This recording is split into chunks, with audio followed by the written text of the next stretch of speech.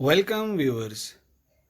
आज की tally ERP.9 की ऑनलाइन क्लास में हम सीखेंगे टैली ERP.9 पे लेजर्स को कैसे क्रिएट किया जाता है।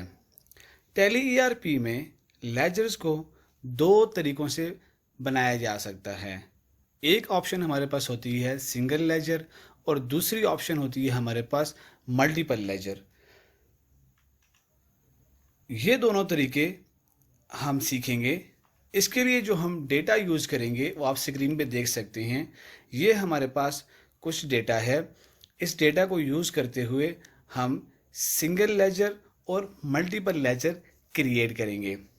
तो आइए स्टार्ट करते हैं लेजर्स क्रिएट करना। सबसे पहले हमारे पास अकाउंट्स इन्फो, इसकी ऑप्शन को हम सिलेक्ट करते हैं। इसके बाद हम लेजर्स को सिलेक्ट करेंगे। आपके पास दोनों ऑप्शन यहाँ पे शो हो रही हैं, सिंगल लेजर और मल्टीपल लेजर।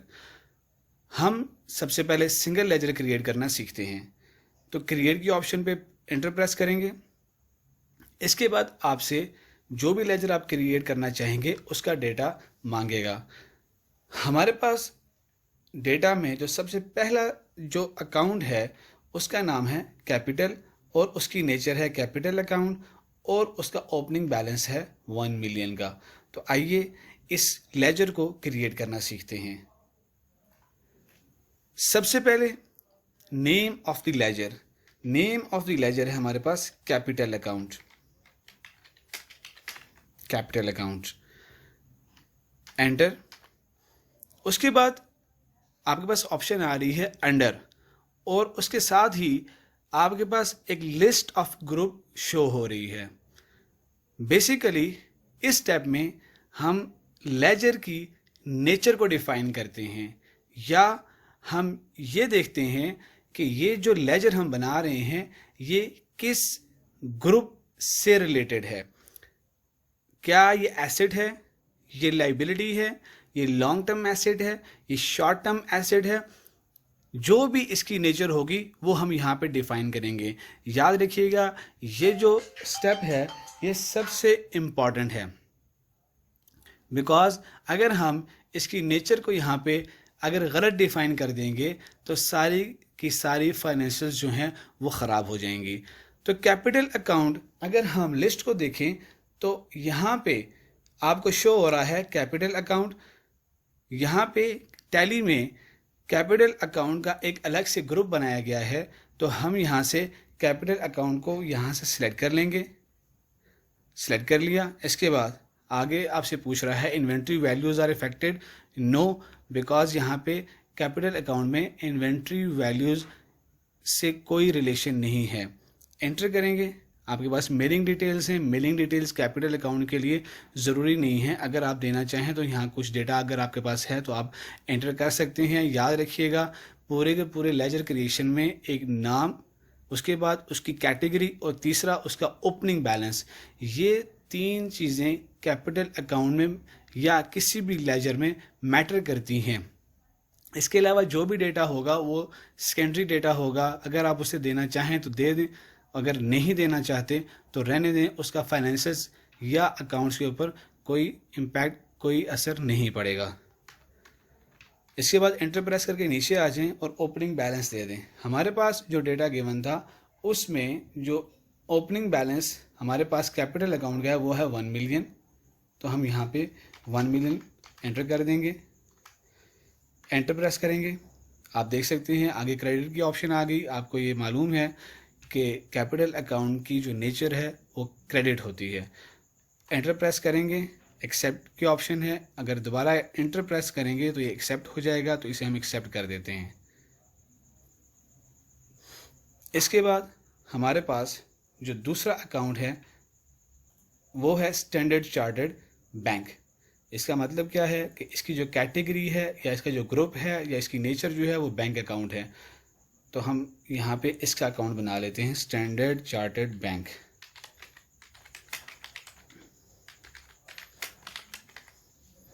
एंटर।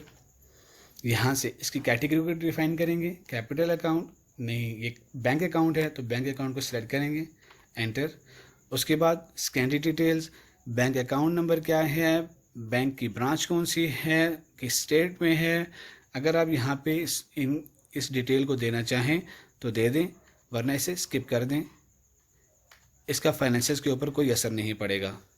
इसका हम ओपनिंग बैलेंस देख लेते हैं कि हमारे पास इसका ओपनिंग बैलेंस कितना गिवन है डेटा में। हमारे पास स्टैंडर्ड चार्टर्ड बैंक का जो डेटा गिवन है वो है 700,000। तो हम इसका 700,000 एंटर करेंगे। ओपनिंग बैलेंस एंटर प्रेस करेंगे, आपके पास डेबिट की ऑप्शन आ रही है। Standard bank basically bank account है, तो बैंक अकाउंट एक हमारे पास करंट एसेट होता है और उसकी नेचर डेबिट होती है। एंटर करेंगे और इसे एक्सेप्ट करवा देंगे। तो ये हमारे पास 2 अकाउंट 2 लेजर क्रिएट हो चुके हैं। इसके बाद जो हमारे पास नेक्स्ट लेजर है वो है कैश अकाउंट का, और उसका जो ओपनिंग बैलेंस है वो 25,000 है। तो आइए इसको बना लेते हैं, कैश अकाउंट, एंटर। आप देख लें लिस्ट ऑफ ग्रुप में हमारे पास जो ऑप्शन आ रही है वो है कैश इन हैंड। अगर आप कैश इन हैंड को ना भी सिलेक्ट करें और यहाँ पे डायरेक्टली करंट एसेट को भी अगर आप सिलेक्ट कर लेंगे तो ये भी ठीक होगा। बट टैली में अगर इसका ग्रुप अलग से डिफाइन किया गया है तो हम यहाँ पे कैश इन हैंड को ही सिलेक्ट करेंगे, एंटर। उसके बाद हम देख लेंगे कैश इन हैंड का हमारे पास अगर कोई ओपनिंग बैलेंस है हमारे पास। जी हाँ, 25,000 का हमारे पास ओपनिंग बैलेंस है। तो यहाँ पे हम 25,000 एंटर कर देंगे और press enter. Debit, because cash account जो है वो हमारे पास डेबिट ही होता है, इसे एक्सेप्ट करवा देंगे। देन उसके बाद जो हमारे पास नेक्स्ट अकाउंट है वो है सैमसंग कंपनी। सैमसंग कंपनी, और आप इसकी नेचर देख सकते हैं, ये सैंड्री क्रेडिटर है। तो हम सैंड्री क्रेडिट का अकाउंट बनाने जा रहे हैं। हमारे पास जो कंपनी है वो है सैमसंग कंपनी, ये हमारा सप्लायर है हमारी कंपनी का, एंटर। इसकी नेचर को हम डिफाइन करेंगे तो आप देख सकते हैं नीचे सैंड्री क्रेडिटर की ऑप्शन आ रही है। हम इसे यहाँ से सिलेक्ट करेंगे सैंड्री क्रेडिटर, एंटर प्रेस करेंगे। इसके बाद आगे ऑप्शन दे रहा है कि जो आपकी मोड ऑफ पेमेंट होगी वो क्या होगी। ये हर बिजनेस की अपनी एक मोड ऑफ पेमेंट होती है जिसके थ्रू वो काम करता है, इसके थ्रू तो वो अपनी मोड ऑफ पेमेंट खुद डिफाइन करता है। तो हम इसे यहाँ पे नो कर देते हैं और एंटर कर देंगे। इन्वेंट्री वैल्यूज़ आर अफेक्टेड, अगर आप यहाँ पे देना चाहते हैं, इसे यस करना चाहते हैं, आपकी मर्ज़ी, वरना इसे स्किप कर दें और ओपनिंग बैलेंस दे दें। हमारे पास जो डेटा में इसका ओपनिंग बैलेंस गिवन है वो है 200,000 का। तो 200,000 इसका ओपनिंग बैलेंस हम देंगे, एंटर प्रेस करेंगे। क्रेडिट इसकी नेचर है, बिकॉज क्रेडिटर्स हमेशा क्रेडिट ही होते हैं, एंटर, और इसे एक्सेप्ट करवा देंगे। इसके बाद हमारे पास डेटा में जो अकाउंट्स हैं आप देख सकते हैं स्क्रीन पे, telephone expense, salaries, other expense, electricity bill and internet charges. इन सब अकाउंट की ग्रुप या नेचर ये सेम है, इनडायरेक्ट एक्सपेंसेस, और आगे इनका ओपनिंग बैलेंस है। तो इस सिचुएशन में, इस केस में हम मल्टीपल लेजर की ऑप्शन को यूज़ करते हैं, because for the time saving हमें बार बार एक ही नेचर के अकाउंट को बनाने की बजाय हम क्या करते हैं, हम मल्टीपल लेजर की ऑप्शन को यूज़ करते हैं। तो आइए देखते हैं मल्टीपल लेजर की ऑप्शन को कैसे यूज़ किया जाता है। मल्टीपल लेजर्स क्रिएट, आपके सामने स्क्रीन आ रही है। अब सबसे पहले हमने डिफाइन करना है कि जो हम मल्टीपल लेजर्स बना रहे हैं इनका नेचर क्या है, इनका ग्रुप क्या है। तो अगर आप डेटा पे नज़र डालें तो इन सब की जो नेचर है वो है इनडायरेक्ट एक्सपेंस। तो हम क्या करेंगे, यहाँ पर इनकी जो नेचर है वो यहाँ से सिलेक्ट कर लेंगे, वो आपके सामने आ जाएगी, वो है इनडायरेक्ट एक्सपेंस। इसके बाद जितने भी लेजर्स आपके सामने हैं आप वन बाय वन इनका नाम एंटर करते जाएंगे और उनका ओपनिंग बैलेंस एंटर करते जाएंगे। तो चलिए स्टार्ट करते हैं। सबसे पहले जो हमारे पास अकाउंट है वो है टेलीफोन एक्सपेंस का। एंटर इसका ओपनिंग बैलेंस आप डेटा में देख सकते हैं। इसका ओपनिंग बैलेंस है 10,000 का। 10,000 enter. Debit because expenses debit होते हैं।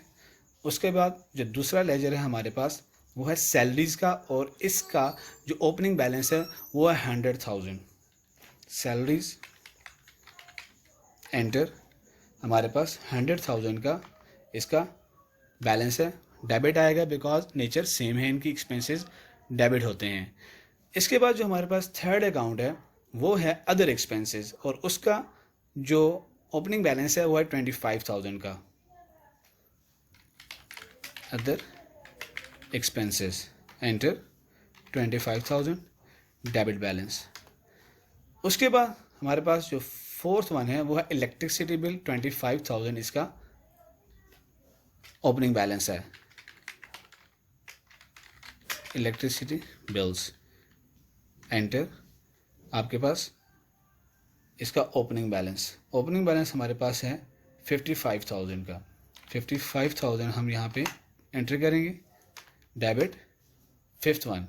इसके बाद हमारे पास नेक्स्ट जो अकाउंट है वो है इंटरनेट चार्जेस का। इंटरनेट चार्जेस, इसका हमारे पास जो ओपनिंग बैलेंस है वो है 5,000 का। एंटर।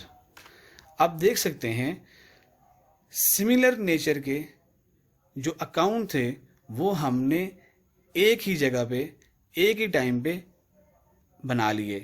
तो ये ऑप्शन जो मल्टीपल लेजर्स की है ये तभी यूज़ होती है टैली में जहाँ पे हमने सिमिलर नेचर्स के लेजर्स को एक ही जगह पे बना सकते हैं। इसके बाद एंटर प्रेस करेंगे और इसे एक्सेप्ट करवा देंगे। तो इसका आपने यूज़ देखा कि सिंगल लेजर कैसे क्रिएट होते हैं और मल्टीपल लेजर्स कैसे क्रिएट होते हैं। अब हम देखते हैं कि जो हमने अकाउंट बनाए हैं उनको डिस्प्ले कैसे किया जाएगा, उन्हें हम कैसे देख सकते हैं। अगर हम सिंगल लेजर के जो हमारे पास अकाउंट थे उन्हें अगर हम वन बाय वन देखना चाहें तो ये देखिएगा क्रिएट के नीचे हमारे पास ऑप्शन आ रही है डिस्प्ले की। एंटर प्रेस करेंगे, आप देख सकते हैं capital account, cash account, electricity, internet charges, other expenses, जितने भी हमारे पास अकाउंट्स बनाए थे वो हमारे पास शो हो रहे हैं, इंक्लूडिंग वो भी जो हमने मल्टीपल लेजर के अंडर बनाए हैं। आप देखेंगे इनमें दो अकाउंट जो हमने नहीं बनाए, एक कैश और दूसरा हमारे पास ये प्रॉफिट एंड लॉस। टैली में जब भी आप एक नई कंपनी क्रिएट करते हैं तो ऑटोमेटिकली दो अकाउंट वो बन जाते हैं, वो कैश अकाउंट और प्रॉफिट एंड लॉस अकाउंट। और जब हम लेजर्स बनाते हैं तो हम इन्हें इग्नोर कर देते हैं। अगर हम मल्टीपल लेजर की ऑप्शन पे जाके अगर हम डिस्प्ले देखें तो आप देखिएगा आपके पास जो लिस्ट आ रही है ऑल आइटम्स को अगर हम सेलेक्ट कर लें तो आप देखिए टोटल अकाउंट्स आपके सामने शो हो रहे हैं, चाहे वो सिंगल लेजर के थ्रू हमने बनाया या हमने मल्टीपल लेजर के थ्रू बनाया। तो आपके सामने ये सारे के सारे लेजर्स और उनका ओपनिंग बैलेंस शो हो रहा है। आज की क्लास में हमने सीखा सिंगल लेजर कैसे क्रिएट किए जाते हैं और मल्टीपल लेजर कैसे क्रिएट किए जाते हैं और इन्हें डिस्प्ले कैसे किया जाता है, इन्हें देखा कैसे जाता है। होप आपको ये सब कुछ समझ आया होगा। इसके बाद अगर आपका कोई क्वेश्चन हो तो आप कमेंट बॉक्स में कमेंट करके पूछ सकते हैं। Thank you for watching.